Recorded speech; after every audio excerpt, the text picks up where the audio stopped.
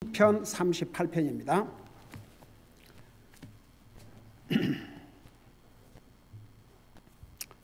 우리 같이 읽겠습니다. 1절에서 4절까지입니다. 시작. 오 주여, 주의 진노로 나를 책망하지 마시고 주의 맹렬한 노염으로 나를 징계하지 마소서. 주의 화살들이 내 속을 단단히 꿰뚫고 주의 손이 심히 아프게 나를 누르나이다. 주의 분노로 인하여 내 살에 성한 곳이 없으며 나의 죄로 인하여 내 뼈에 안식이 없나이다. 내 불법들이 내 머리 위로 넘어갔으니 그것들이 무거운 짐 같으므로 내가 감당하기에 너무 무겁나이다. 아멘. 앉으시기 바랍니다. 이 부분을 지난번에 했는데 잠깐 복습을 하고 지나가겠습니다. 여러분, 하나님께서는 우리가 예수님을 영접한 순간에 우리의 죄를 다 용서해 주십니다. 근데 죄를 지으면 우리가 고통을 당하게 됩니다. 어느 선교사님이 쓴 책에서 이런 얘기가 있었습니다. 아이가 이제 말을 안 들고 그러니까 아이하고 약속을 하자고 그랬대요. 네가 잘못할 때마다 못을 하나씩 받겠다, 벽에다가. 그래서 잘못할 때마다 가서 못을 박았어요. 그 못이 점점 늘어납니다. 1개가 2개가 되고 2개가 5개가 되고 5개가 10개가 되고 10개가 20개가 됐어요. 어느 날 벽이 못으로 다 박혀져 있었습니다. 그런데 이제 용서를 구할 때마다 하나씩 뽑았습니다. 자기의 잘못한 것에 대해서 용서를 구할 때마다 하나를 빼고, 또 용서를 구할 때마다 또 하나를 빼고, 또 용서를 구할 때마다 또 하나를 빼고, 그리고 나중에는 그 못이 다 뽑혔습니다. 그래서 그랬대요. 너 잘못은 다 이렇게 용서를 받았다. 이제는 하나도 박혀있는 못이 없지 않냐. 그러니까 그 아이가 울면서 그렇지만 저 흔적이 있지 않냐고.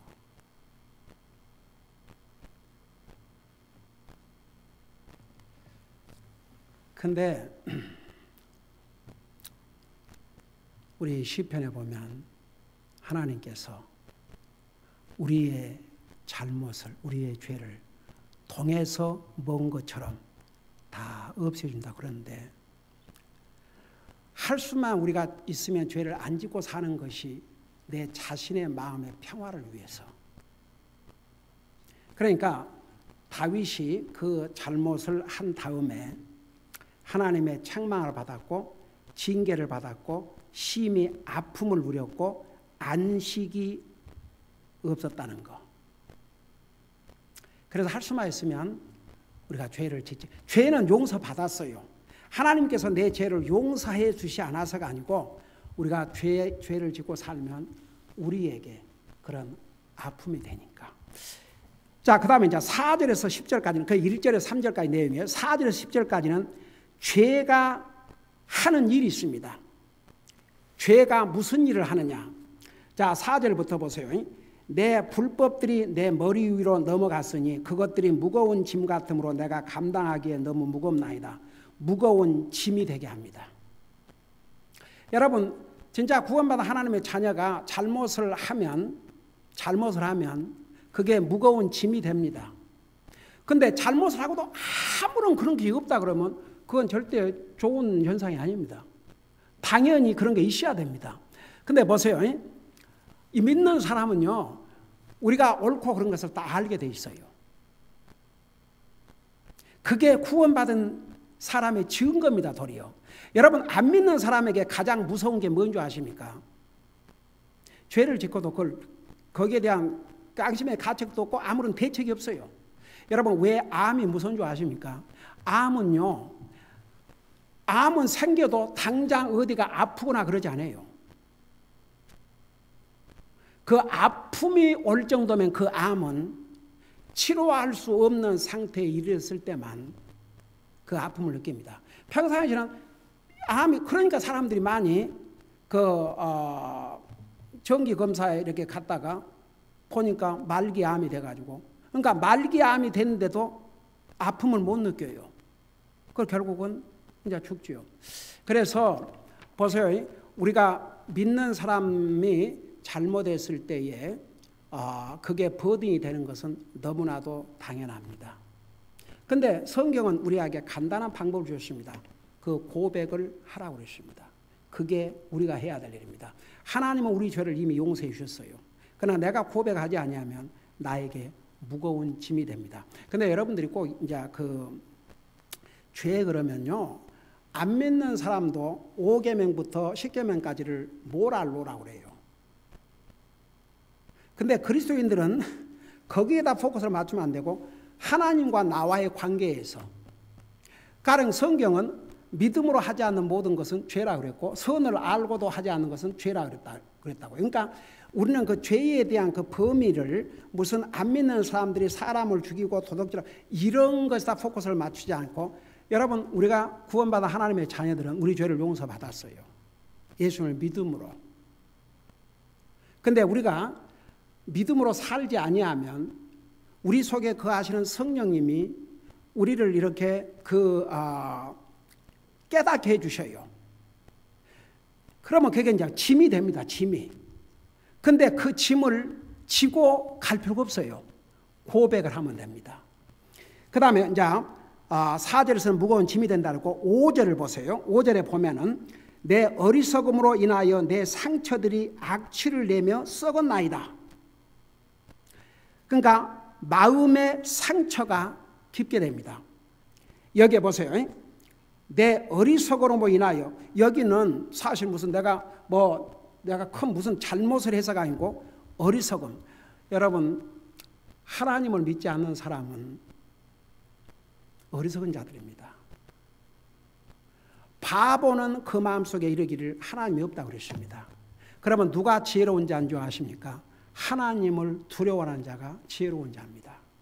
그래서 여기에 어리석음, 하나님을 두려워하지 않는 삶, 그것으로 인하여 내 상처들이 악취를 내며 썩어나이다. 그 말은 아주 깊은 상처, 육체적으로야 괜찮지만 마음의 깊은 상처. 그러니까 죄를 지으면 그 죄는 우리에게 깊은 상처가 됩니다. 근데 여러분, 자꾸 얘기하지만 안 믿는 사람들도 알고 있는 어떤 그 모랄로만 죄가 아니고 하나님과의 관계. 여러분, 예를 들어서 우리 그리스도인들은 좀 그걸 깊이 알아야 됩니다. 로마서 12장에 보면 우리가 어떤 자세로 주님을 섬겨야 될지를 기록하고 있습니다. 열심을 품고 주님을 섬기라 그러거든요. 주님의 일에 게을리 한다든지 이것은 하나님 앞에 잘못입니다. 그러니까 보세요. 죄에 대한 그 개념을 어떤 안 믿는 사람들도 아는 어떤 그런 거, 도덕적인 잘못, 양심적인 그런 것만 얘기한 게 아니고 그리스도인으로서, 하나님의 자녀로서 우리가 믿음으로 살지 아니하면 그 자체가 하나님 앞에 옳지 않은 것이죠. 우리가 하나님을 두려워하지 않는 것이 바로 어리석은 삶입니다. 그러니까 이제 여기서 그 죄라는 개념을 여러분들이 그렇게 이해하시기 바랍니다. 꼭 무슨 사람을 죽이고 살인하고 무슨 그런 것만 해야, 도둑질이나 그런 것만 해야 하는 게 아니고, 그 다음에 이제 6절에서는 어떤 죄가 우리에게 어떻게 하느냐. 6절에 보면 고통과 애곡이 되게 한다고 그랬습니다. 내가 고통을 받으며 몸이 힘이 구부러지고 종일토록 애곡하며 다니나니. 그러니까 다윗은 자기가 진짜 하나님 앞에, 여러분 어떻든 간에 남의 아내를, 그리고 그것을 커버하기 위해서 그 남편을 죽였지 않습니까? 이게 얼마나 정말 이게 하나님의 사람으로서. 그런데 그 일로 인해서 다윗이 어떤 대가를 치루었는지 성경에 많이 나옵니다. 다윗이 얼마나 고통을 당했는지 눈물로 베개로 적셨다고 그랬고, 영이 보면 내가 고통을 받으며 몸이 힘이 구부러지고 종일토록 애곡하며 다니나니 그랬어요. 그래서 이게 죄가 하는 일입니다. 죄는 달콤하지만 죄는 우리를 해칩니다. 그래서 죄를 짓지 말라고 한 것입니다. 그러니까 보세요. 여기에 육신의 이제 고통과 애곡이 되고, 그 다음에 7절 보세요. 7절에 보면은 내 허리에 견딜 수 없는 질병이 가득하고 내 살에 성한 곳이 없나이다. 육신의 고통까지 겪게 된다, 그런 뜻입니다. 그 다음에 8절에서는 영적으로 연약하게 되고 상하게 된 것을 말씀해 주고 있습니다. 8절을 보세요. 나는 연약하고 심히 상하였으며 내 마음이 불안하여 내가 신음하였나이다. 이게 죄가 하는 일입니다. 죄는 우리에게 절대 좋은 일을 하지 않습니다. 죄는 보세요. 아담이 하나님의 명령을 여러분, 아담 이브가 지은 죄가 뭡니까? 사람 죽였어요? 도둑질했어요? 간음했어요? 이웃을 탐냈어요? 인류를 죽음으로 몰아온 죄가 뭐였습니까? 하나님의 말씀을 불순종한 것이었습니다. 네. 하나님의 말씀 불순종이 인류의 죽음을 가져왔습니다. 근데 보세요. 이 사탄이 이브에게 와서 하나님께서 금하신 걸 이렇게 보여주면서 그거 먹으면 너도 하나님까지 된다 그러니까 그게 얼마나 달콤하게 보였습니까? 여러분, 성경에 보면요, 그게 아주 사람을 지혜스럽게 하고 너무너무 그것만 먹으면 진짜 하나님까지 될 것 같거든요. 딱 먹었어요. 그래서 그런 말 있죠. 유혹은 달콤하지만 그 끝은 쓰다고. 그래서 죄는 절대 우리에게 유익을 주지 않습니다.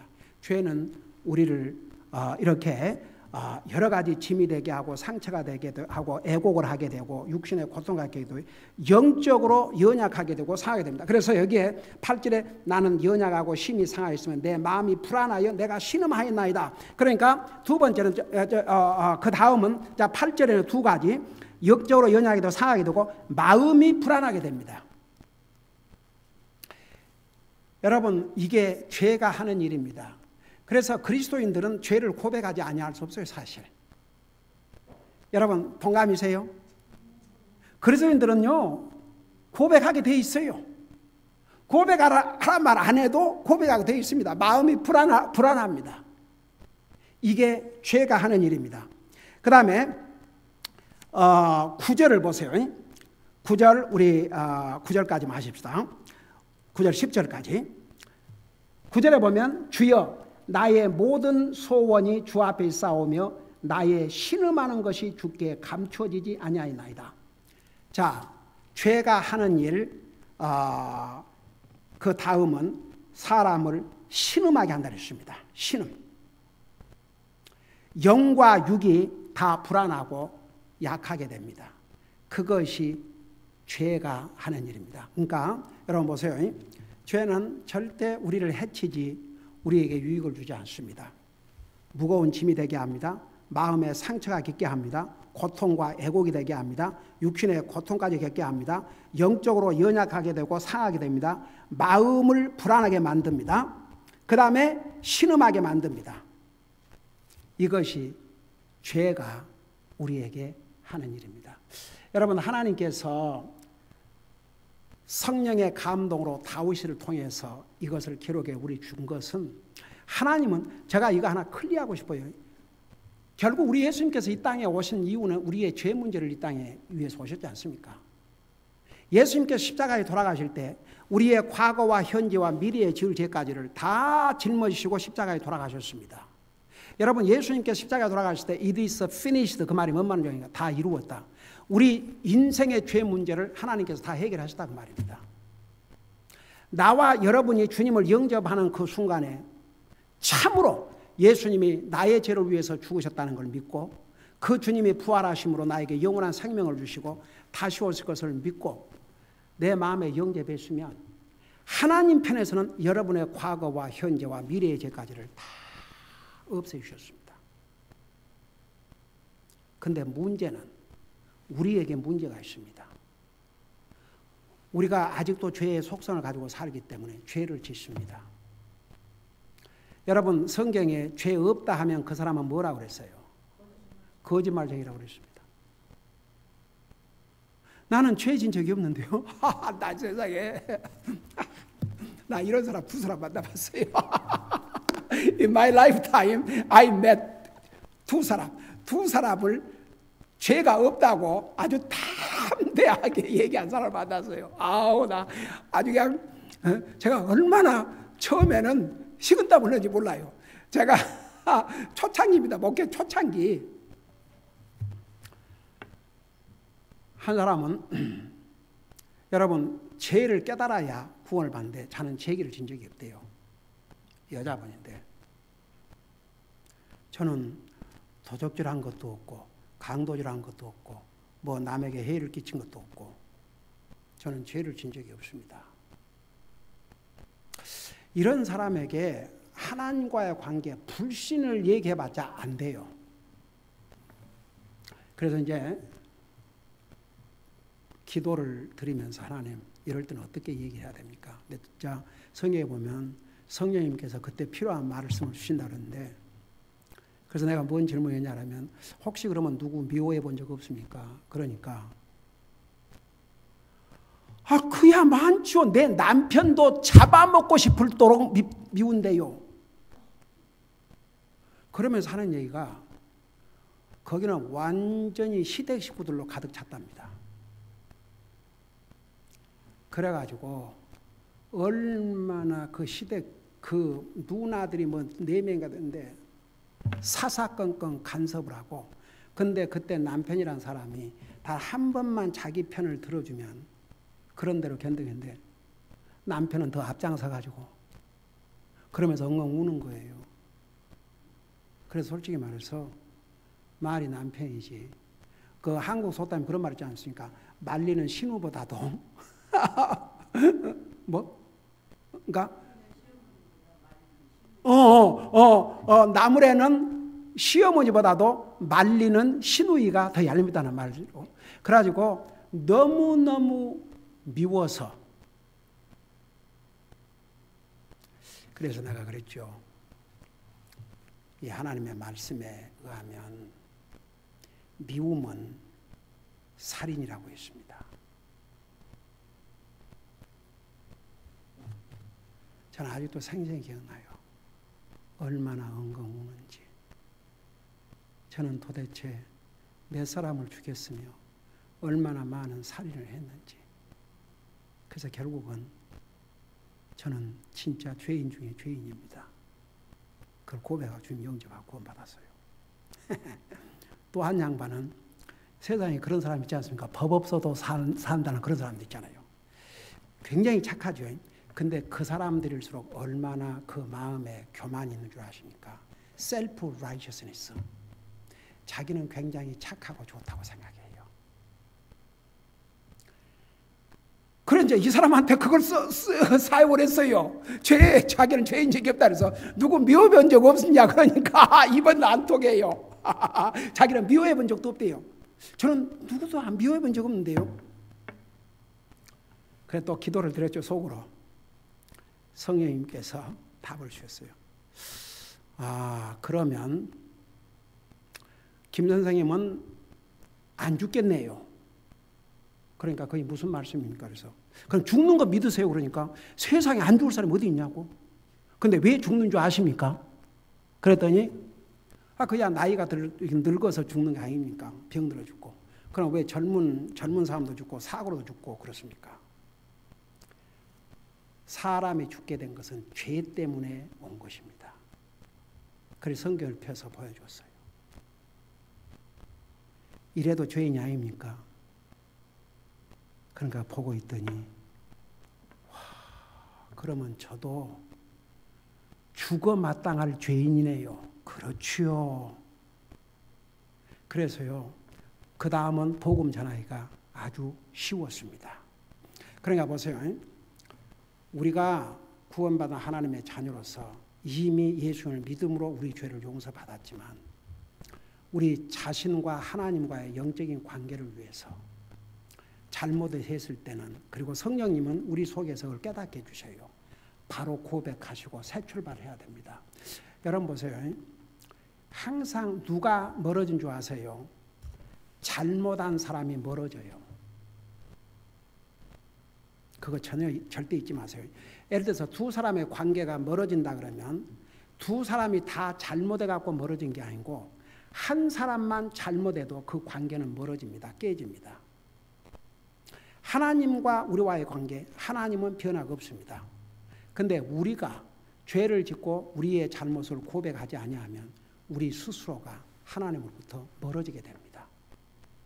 그래서 우리의 잘못을 뉘우치고 고백하고 주님과의 관계를 절대 멀어지지 않도록 하기 위해서 주님께서 우리가 잘못했을 때 바로 그 죄를 고백하라고 그랬습니다. 세상에 우리 배웠지만 구약 시대 때는 그럴 때마다 짐승을 가지고 와서 제사장에 찾아가서 짐승의 피를 뿌려서 지금은 그럴 필요 없지 않습니까? 간단하지 않습니까? 하나님 잘못했습니다. 용서해 주세요. 그러고 새 출발하면 돼요. 기도하십시다. 사랑의 아버지 하나님, 우리는 구원받은 하나님의 자녀요. 우리가 주님을 우리의 구주로 영접한 그 순간에 우리의 죄를 용서받았지만 우리가 연약해서 죄를 질 때가 많이 있습니다. 그럴 때마다 성령님께서는 우리의 마음을 감동하시고 깨닫게 하시고 이렇게 컨빅트를 합니다. 그럴 때 우리는 바로 하나님 앞에 우리의 잘못을 뉘우치고 고백하고 용서를 구하고 항상 하나님과의 관계가 조금도 손상됨이 없는 그런 삶을 살 수 있도록 우리의 삶을 인도해 주시옵소서. 감사합니다. 사랑합니다. 예수님의 이름으로 감사 기도드리옵나이다. 아멘.